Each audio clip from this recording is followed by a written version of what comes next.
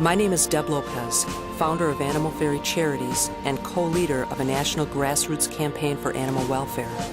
I have loved and fostered companion animals all my life, and am now working to help others who are in the trenches every day, rescuing, caring for, and providing for animals in need. And now, Animal Fairy Charities presents Animal Advocate Television, a show designed to help inform, educate, and engage the public on animal welfare issues and provide support and recognition for those who are out there giving of themselves to make things better for our companion animals. So join us as we take you on tours of shelters and rescues right here in Wisconsin. We'll keep you up to date on legislation and laws governing animal welfare and show you ways you can get involved by fostering and adopting. We'll even have a segment for children aimed at teaching them compassion at an early age. So stay tuned and help be the voice for those who cannot speak for themselves.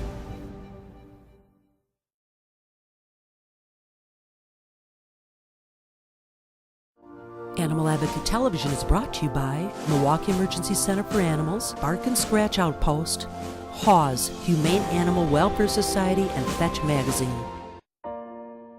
Can we get there? Can we as a nation someday claim that no healthy and treatable animal is ever euthanized again? 3 to 4 million animals will die in shelters across the country this year. Many of these animals were someone's pet and then given up because of relocation, the economy, a divorce, behavior issues, and disability or death of their caretakers. But it doesn't have to be this way. There are more homes than there are animals in shelters that would be willing to adopt these guys if they were better informed. We need to reach out and educate our communities and tell them many shelter animals are in shelters because of people reasons, not because they are bad pets or did something so wrong. Statistics tell us that 23 million people will get a pet this year. 17 million of those people have not yet decided if they will purchase their pet through a commercial source or adopt their pet from a shelter. We only need a small percentage of those 17 million people to adopt their pet to get there.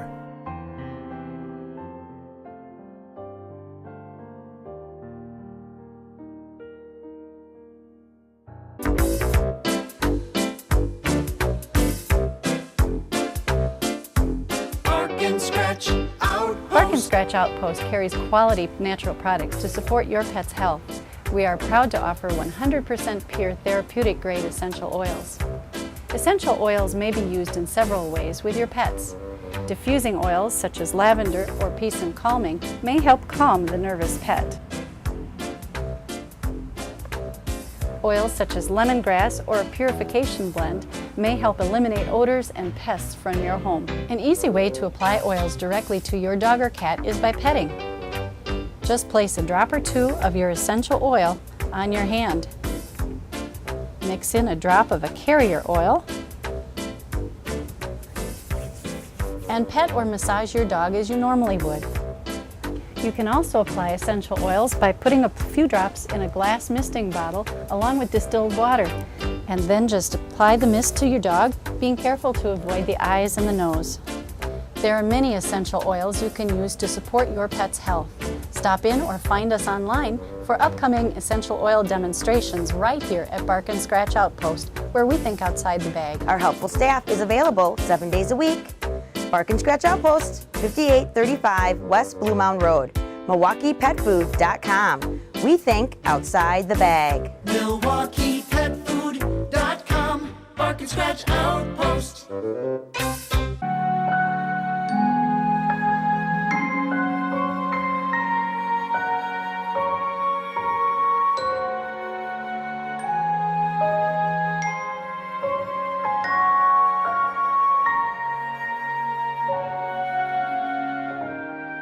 Today we have Andrew Westall, the author of the book The Chimps of Fauna Sanctuary, which is about a chimp sanctuary in Canada run by Gloria Groh and Richard Allen. Before you went to Fauna, you were in Suriname studying capuchin monkeys.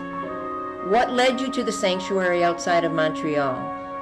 Well, as a young biologist, I'd heard about fauna, and when I was before I got this job to go to Suriname, I had tried to volunteer there, and one thing led to another. It didn't work out, and I got this dream job to go and live in the Upper Amazon basin for a year. So I took that instead. And then I became a writer. I left science, and for some reason, I don't really know why, fauna just popped back into my head. And I sold a magazine article about fauna to a big magazine here in Canada. And I came home one night and I told my fiance that, and she said, "What's the magazine article about?" And I told her. She's like, "Andrew, that's not a magazine article, that's your next book." And 3 months later, I was moving into fauna for 10 weeks. And Gloria had invited me to live with her family and write a biography of them. The chimpanzees were variously welcoming right from the start. Some of them wouldn't have anything to do with me. Tom definitely was not interested in this tall, bearded, hairy guy who was hanging around. Sue Ellen, who happens to really love tall, bearded, hairy men, she loved me right away, and I don't think that's me. I think Sue Ellen is just like that. She's just very welcoming and not as anxious around strangers. So it really ran the gamut of sort of being accepted or maybe really having to work on a relationship. The sections you've written on the research facilities and what is done there are very descriptive. What do you want your readers to take away from this book concerning animal research? I think the first and primary thing would be the fact that this stuff is actually still being done on chimpanzees. A lot of times when I tell people about it, they sort of look at me and they don't really believe me. The fact is there's over 500 chimpanzees in labs in America that are actually owned by taxpayers. This when you tell someone on the street this, they're actually quite stunned. Mm-hmm. So the first thing I would say is I really want people to be aware of what's happening because they own these chimpanzees. And the second thing, I guess, I mean, there's so many things that I hope people take from the book, and I think everyone takes something differently. And I don't want to tell people how to think either, but I do want people to really consider whether, based on the evidence we have now, whether or not this is something that we should still be doing. Tell us about the changes that you went through as you got to know the chimps and the issues that they lived with. Yeah, people ask me that question, and as a writer, I'm never finished with a book, and the reason I write a book is so that I can unpack an experience and really understand what it means to me. And to be honest, and I'm not being coy, I really am still figuring it out for myself, how I was affected by it. I think in a really basic sense, my mind was blown. They are so intelligent and so social and so emotional. Mm-hmm. So I guess the first thing was my mind was just utterly blown by the experience. I guess it's sort of made me wake up a little bit to the plight of animals, and I'm still figuring out how to work that into my everyday life and what it really means to me. And maybe we'll talk a year from now and I'll have a different answer. Gloria Grow, the owner of Fauna, in your book you mentioned she went to Washington, D.C. to push for the Great Ape Protection Act. Right. Do you know where that act stands now? It's in committee, which means not a lot. It means it's on a list of things to be discussed.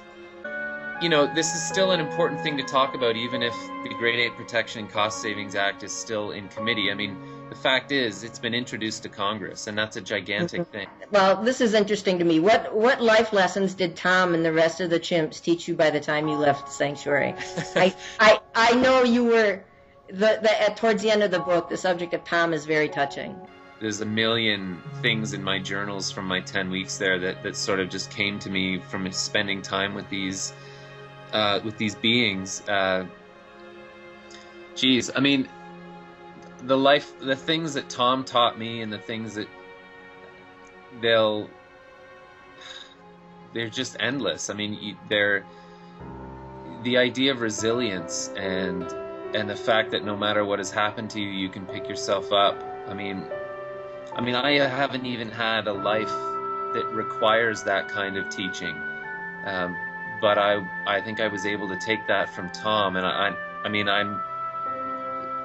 I feel utterly blessed that I was able to meet him, and that, you know, I haven't had to suffer like he has, and yet I was still able to sort of take that lesson from him, that no matter what happens, if you're still breathing, there's still reason to keep going.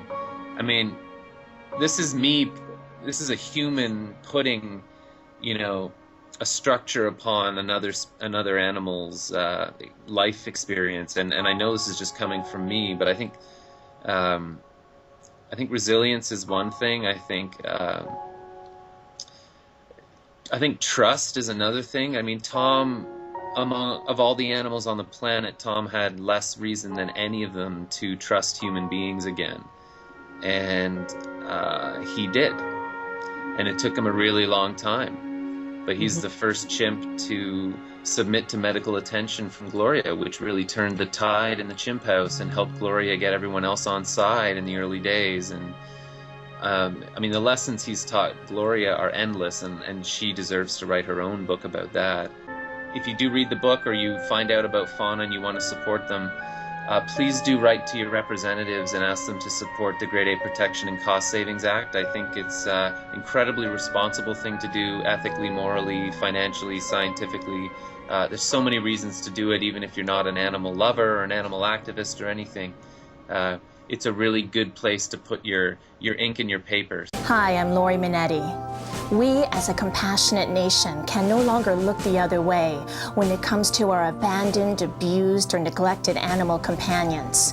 It's time for us to step up and be the strength and the voice for those who cannot speak for themselves.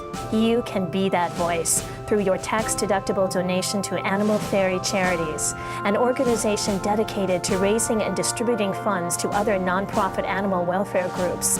Log on to animalfairycharities.org or call 262-989-0604. Today's show is brought to you by Milwaukee Emergency Center for Animals, Bark and Scratch Outpost, Hawes Humane Animal Welfare Society, and Fetch Magazine. And now a word from our sponsors. Bark and Scratch Outpost. Got pet nutrition? We do. You are what you eat. The same is true for your pet. We offer a large variety of local and national brands, organic and natural pet foods, essential oils, and cleaners. The benefits of feeding a natural pet food are less shedding, less stool, and less illness. A locally produced natural dog food is 40 pounds, $27.99. Our helpful staff is available 7 days a week.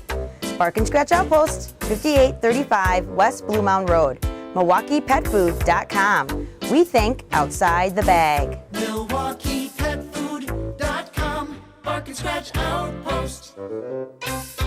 I felt that there was a great need for not only emergency and critical care, but referral work as surgery, internal medicine, critical care medicine, something that was open 24/7. And I was very excited to come down here, open up a new hospital, and bring this type of care to the Milwaukee area. Also, there's nobody in this area that sees exotic pets. So that was another thing that was going to be one of my passions of providing for the Milwaukee area. Milwaukee Emergency Center for Animals. Mecca. The Humane Animal Welfare Society of Waukesha is so much more than a shelter. Our adoption staff, animal caregivers, and behavior department ensure the best possible adoptive companion. Our spay-neuter programs actively combat pet overpopulation in our area, and our animal rescue team safely returns lost pets back home. Hawes does one-on-one consultations, holds a variety of training classes and seminars, and even hosts camps for kids. Our shelter is and always has been open admissions and full service, providing resources for pets and their people for a happy lifetime together. Hawes, we're building a society that's humane.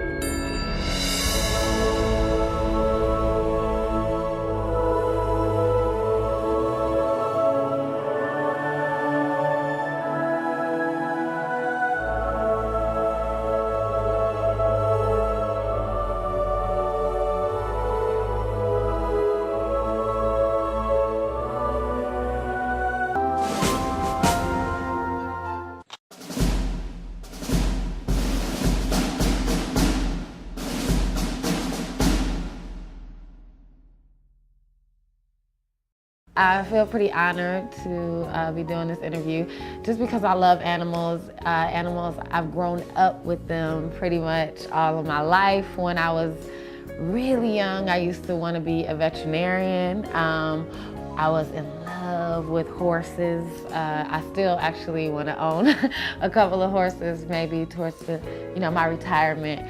But I've always had animals in the house. My first 2 pets were actually cats, 2 black cats, and my mother has always had 2 black cats. And the first set were Mr. Red and Mr. Blue. And I faintly remember them just because I was really, really young.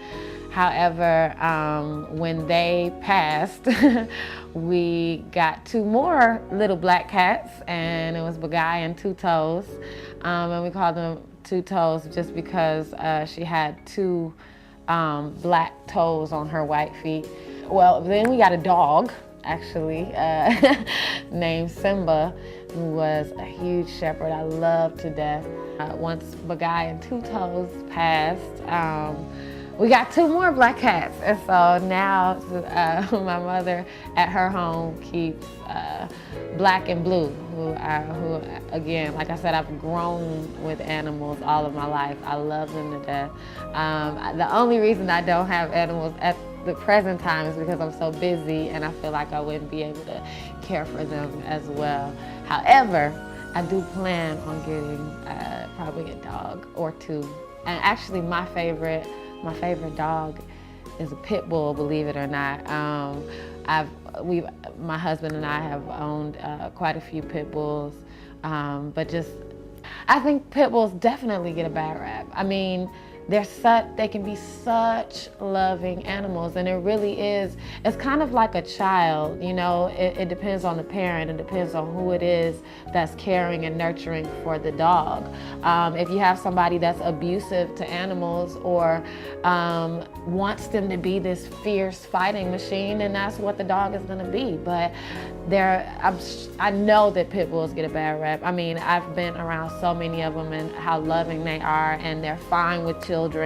But that's a part of society, and it really is about the nurturing process, because I know that by nature they're not vicious, just vicious dogs. Of course, dogs bite and they bark, but that is a part of their nature. However, I know that pit bulls get a bad rap, and they really shouldn't. I think it's really important to teach your children to have a positive outlook on animals, and treating them, well as well.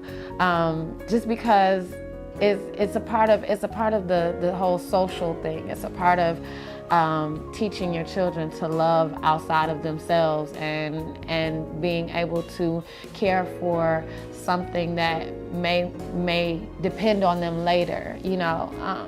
I think it's important that most people are exposed to different animals as well. I know that sometimes because of a parent that is afraid of dogs, they instill that fear in their child. However, I think it's important to integrate animals into children's life, just because it does, in the long run, if they decide to own a pet, it teaches them responsibility, and it teaches them to care and nurture for something, like I said, outside of themselves, and have that loving energy towards animals. A lot of things have been happening since my Idol exit. I was signed to Peak Records, and by Andy Howard, who, strangely enough, I like to tell the story just because it's kind of cool.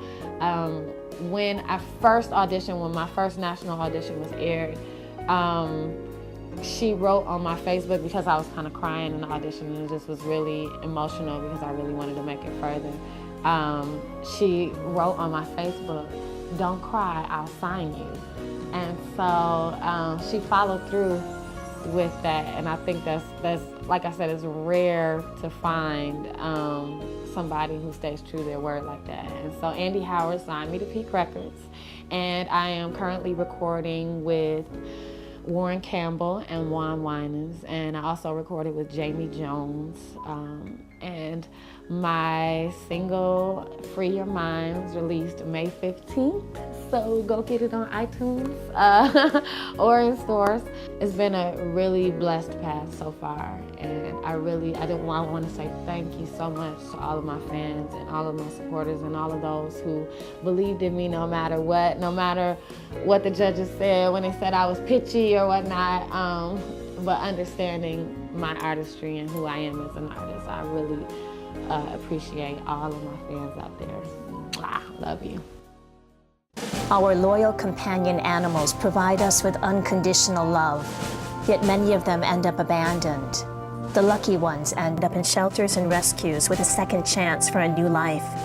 Fortunately, there are people out there willing to give their time, love, and resources to help give back to our animal companions.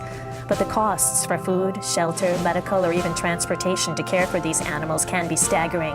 Please log on to animalfairycharities.org or call today 262-989-0604 and give something back to those who give so much.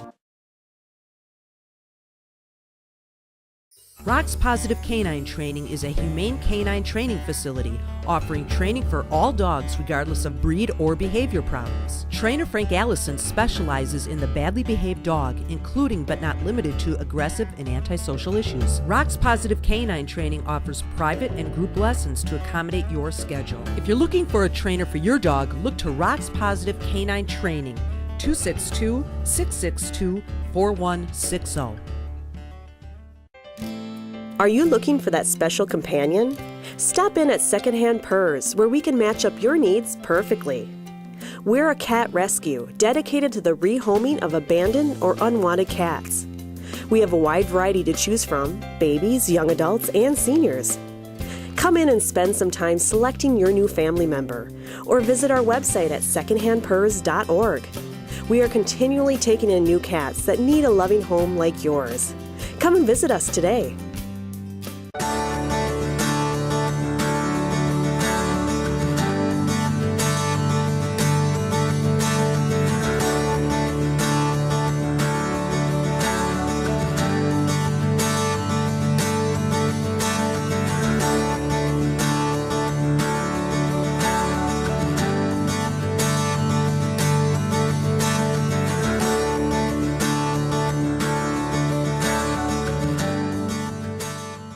At Joe Wilde Company, we've been treating customers like family for over 60 years. It's the Joe Wilde way. And while we're proud to be your leading source for garage doors, Joe Wilde offers so much more. Right now at Joe Wilde Company, you'll save $150 on breezy screens, the newest way to screen in your garage. For garage doors and so much more. Joe Wilde Company, I'll go with Joe. Fetch Magazine is a resource for dogs and their owners, offering everything from dog rescues and promoting adoption to canine health and wellness, dog parks, doggy daycares, rescues, shelters, and so much more. 20,000 copies of the magazine are printed quarterly and distributed to over 300 locations throughout Metro Milwaukee and the surrounding suburbs. Best of all, check out their free online animal event calendar. Make sure to pick up your copy of Fetch Magazine. To learn more, you can log on to fetchmag.com or find Fetch Magazine on Facebook. What do you do when an animal companion gets sick or injured in the middle of the night? Now there's an answer. A 24-hour state-of-the-art emergency care center for animals right in Greenfield, Wisconsin. We went to Mecca to take a tour. I'm Dr. Marla Lichtenberger, and I'm an emergency and critical care specialist, sole owner of the Milwaukee Emergency Center for Animals, and we call ourselves Mecca. The main action room is right here. So when the animals are brought back and triaged, so the most serious pets are brought right back to these tables here. And then the floor technician, we call her, so that's the one that kind of runs the floor. She can call the doctor, she can see the doctor, I need you immediately for some kind of problem. This is where we keep all of our inpatients. Some of them a little bit noisy, but usually they're pretty quiet because they're pretty sick in here. We work a lot with the MADOC, which is the domestic control people. They bring all their pets over here. Any injured pets are brought over here. We take care of them and then send them back to Maddock. We work with a lot of the humane societies, a lot of the rescue groups in the area, so we extend our hands out to people too to try to help everybody and, you know, not only run a business but also extend our hands to help anybody we possibly can. Hi, I'm Mark Hess. I'm the Field and Services Manager here at the Humane Society. That is kind of an all-encompassing title. I'm involved in a lot of different activities, but I work a lot with people and animals, obviously, here at the Humane Society. A lot of my time is spent out in the field with different animal situations. There are not too many animals that reside here in Waukesha County that we have not encountered through the years with some type of a situation where we had to get involved to try to assist the animal or assist the resident who was concerned about the animal. I'm also a state licensed wildlife rehabilitator, so I am licensed to handle and care for pretty much every species here in Wisconsin, other than endangered species such as eagles, which we don't see a lot of. But on the domestic front, dogs, cats, companion animals that are on farms, horses, cattle, some of the larger birds, ostrich, emu, and a lot of wildlife, as I mentioned. We're equipped to handle just about any animal that might walk around here in Waukesha County, and it's amazing how both companion animals and wild animals can get into different situations. At any given time, we could get a phone call regarding an injured animal and a call for assistance. There really are not any other agencies here in the county that go to the site to recover the animal. We do have some care facilities here in Waukesha County that will care for injured wildlife, and obviously the veterinary clinics will care for companion animals, but it's the pickup and the removal of the animal and the transport, and that's what we get involved in many cases, as well as some rehabilitative care here at the shelter. We are the go-to agency for the Wisconsin DNR and the veterinary community. Oftentimes we're able to make the difference in the life of that animal, and that's what we strive for.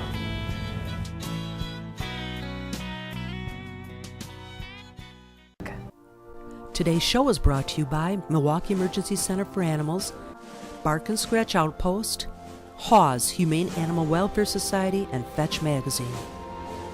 Dear fellow animal advocate, my name is Deb Lopez, founder of Animal Fairy Charities. I am writing you today for support in helping make Animal Advocate Television possible. Your financial support in the way of sponsorship or donation will not only show the community you care, but will give voice to those who cannot speak for themselves. Call me at 262-989-0604 for more information on how you can be that voice. Most sincerely, Deb Lopez, Animal Fairy Charities.